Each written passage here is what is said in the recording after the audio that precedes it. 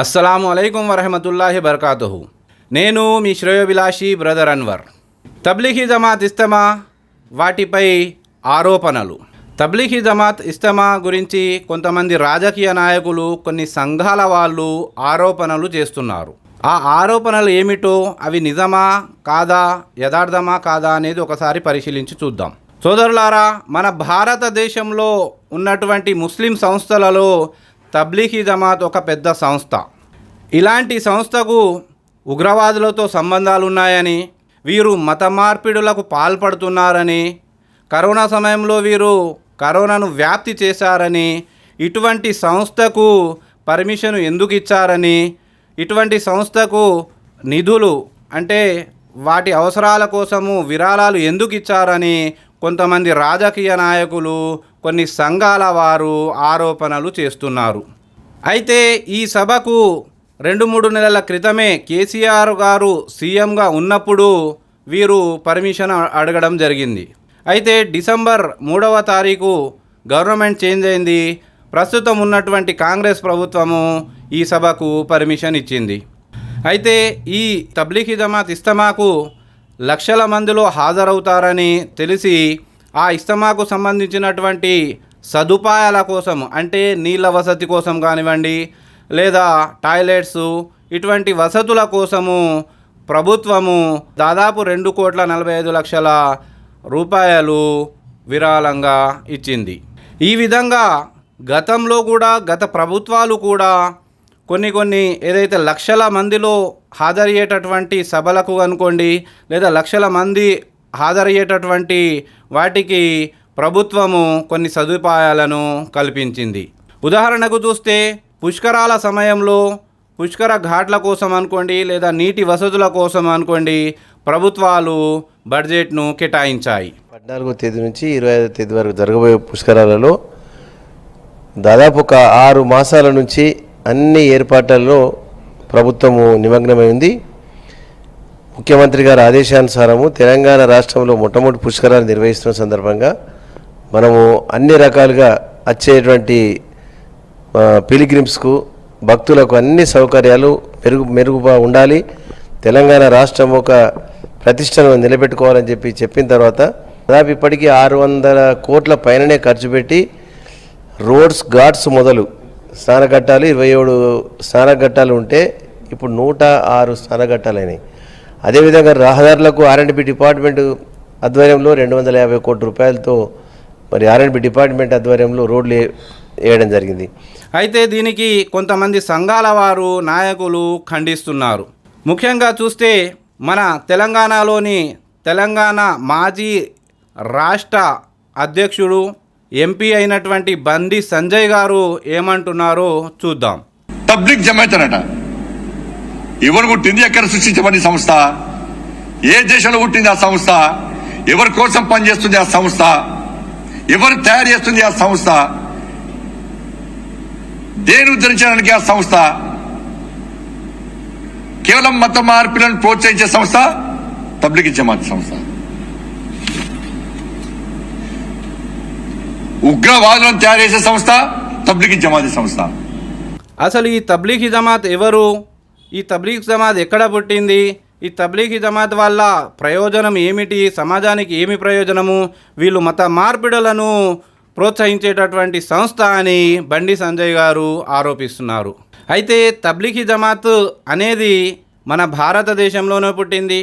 తబ్లీఘీ జమాత్ యొక్క పని ఏంటంటే, వారు చెప్పే విషయాలు ఏమిటంటే, ఎవరైతే ముస్లిం కుటుంబంలో పుట్టి ముస్లిం ఆచారాలను పాటించకుండా, నమాజ్లు చదవకుండా, త్రాగుడు, జూదం అటువంటి వాటికి అలవాటు పడుతూ, కుటుంబంలో పెద్దలను గౌరవించకపోవడము, ఏదైతే డిసిప్లిన్గా ఉండకుండా ఉండేటటువంటి వారు ఉంటారో వారికి ధార్మికంగా సంస్కరిస్తూ ఉంటారు ఈ తబ్లీఘీ జమాత్ వాళ్ళు. సెరోజా అంటే 3 రోజులు, చిల్లా అంటే 40 రోజులు, 3 రోజులు 40 రోజులు అని వారు ఇంటి నుంచి మారుమూల గ్రామాలకు వెళ్ళి అక్కడి ఉన్నటువంటి మసీద్లో ఉంటారు. అక్కడ ఉన్నటువంటి ముస్లిం వారి ఇంటింటికి వెళ్ళి వారిని మసీద్కు ఆహ్వానించడం జరుగుతుంది. ఆ విధంగా ఆ మసీద్లో వచ్చినటువంటి ఈ ముస్లింలకు కలిమా అంటే ఏమిటి, ముహమ్మద్ ప్రవక్త ఈ బోధనలు ఏమిటి, ఇస్లాం ఇచ్చే సందేశం ఏమిటి, అటువంటి విషయాలు వాళ్ళు మసీదులో ముస్లింలకు చెప్తుంటారు. అయితే ఇవన్నీ ముస్లింలకే చెప్తారు కానీ ముస్లిమేతరులకు ఇస్లాం గురించి కానీ ఖురాన్ గురించి కానీ ముస్లిమేతరులకు చెప్పరు. ఇవన్నీ ముస్లింలకే చెప్తారు కానీ ముస్లిమేతరులకు చెప్పరు. ఇది మత మార్పిడి సంస్థ కాదు, ఇది మత సంస్కరణ సంస్థ. ఈ విషయాన్ని అందరూ తెలుసుకోవాలి. ఇది మత మార్పిడి సంస్థ కాదు, మత సంస్కరణ సంస్థ. వీరు మత మార్పిడి చేసినట్లు ఎలాంటి ఆధారాలు లేవు. ఇలాంటి స్వచ్ఛంద సంస్థపై ఆరోపణలు చేయడము దురదృష్టకరం. ఈ తబ్లీగీ జమాత్ గురించి ఒక డిబేట్లో హైందవ ఐక్యవేదిక కన్వీనర్ అయినటువంటి మురళీధరన్ గారు ఏం చెప్తున్నారంటే, మేము సనాతనీయులం, కొన్ని వేల లక్షల సంవత్సరాలుగా సనాతన ధర్మాన్ని పాటిస్తున్నాం. సర్వే జన సుఖనోభవంతో అనుకుంటాం, లోక సంస్థ సుఖనోభవంతో అనుకుంటాం. ప్రపంచం మొత్తం మేము అన్నం పెట్టిన వాళ్ళం, ప్రపంచం మొత్తం బాగుండాలని మేము అనుకుంటా ఉంటాం. మీలాగా ఒక్క దేశం బాగుండాలి, మా మతమే బాగుండాలి, మిగతా వాళ్ళని చంపేయాలి, విగ్రహారాధనలు చంపేయాలని మేము ఎప్పుడు అనుకోలేదు. మేము సనాతనిలనము, సర్వేజన సుఖినోభవంతు అని మేము భావిస్తాము. ప్రపంచం మొత్తానికి మేము అన్నం పెట్టిన వాళ్ళము, అందరూ బాగుండాలని మేము కోరుకుంటాము అని చెప్తూ ముస్లింలను ఉద్దేశించి మీలాగా ఒక దేశం బాగుండాలని మేము ఆలోచించము, ఒక మతమే బాగుండాలని మేము ఆలోచించము అని ఆరోపణలు చేస్తున్నారు.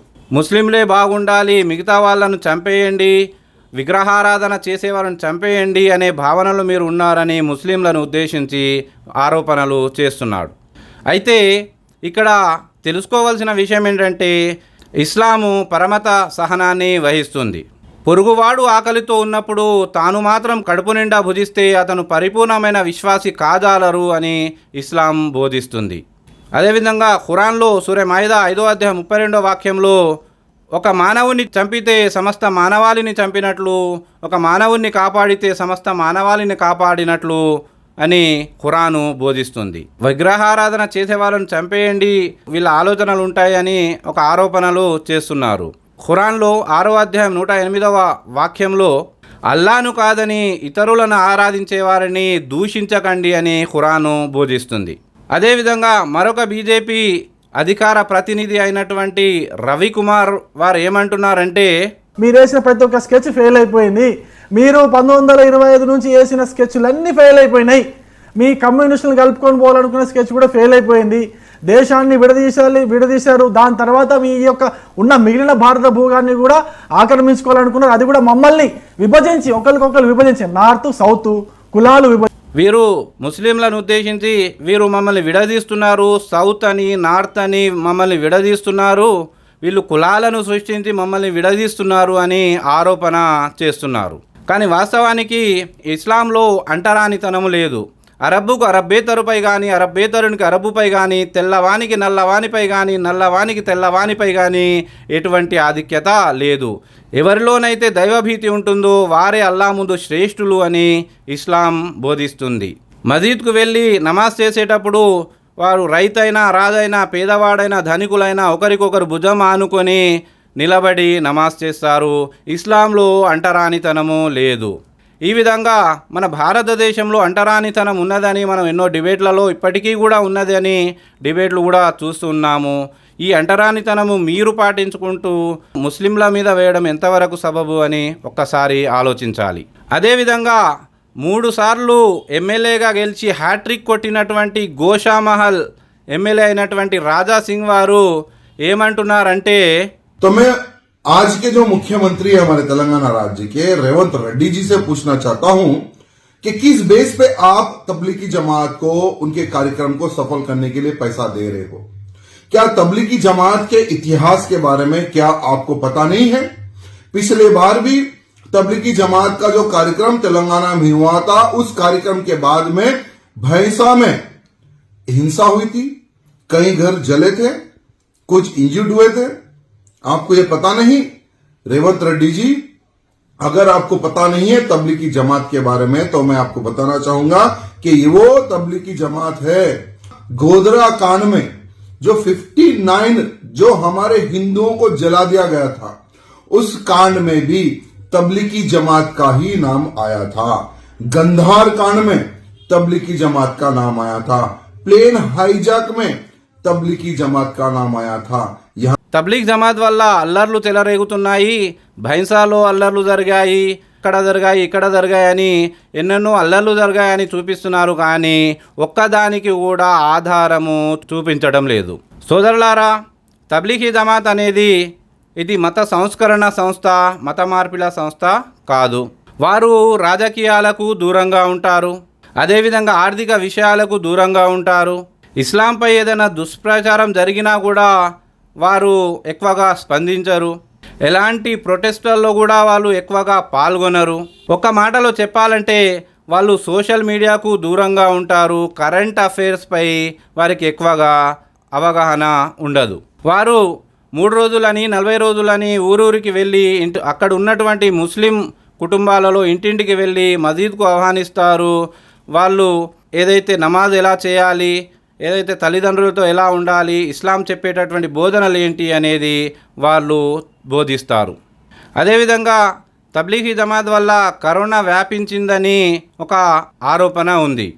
సోదరులారా, మనం చూసాము లాక్డౌన్ సమయంలో, కరోనా సమయంలో ఏవేవో పాత వీడియోలు, దానికి సంబంధం లేనటువంటి వీడియోలు వైరల్ చేసి కొంతమంది ఇస్లాంపై పనిగట్టుకొని ఇస్లాంకు వ్యతిరేకంగా కొన్ని వీడియోలు వైరల్ చేయడం జరిగింది. అందరికీ తెలిసిన విషయమే. ఒక్కసారి ఆలోచించండి, ఎవరికైనా వ్యాధి వస్తే వేరే వాళ్ళకు వ్యాపించాలని ఎవరన్నా కోరుకుంటారా? ఇది ఒక్కసారి ఆలోచించాలి. ఈ విధంగా సమాజంలో ఉన్నటువంటి కొంతమంది నాయకులు అనుకోండి, కొన్ని సంఘాల వారు అనుకోండి, మన తెలుగు రాష్ట్రాలలో కలిసిమెలిసి ఉండేటటువంటి 2 వర్గాల మధ్య వైషమ్యాలు పెంచే విధంగా వీళ్ళ స్పీచులు ఉంటున్నాయి. ఇది అందరూ గమనించాలని నేను ఆశిస్తున్నాను.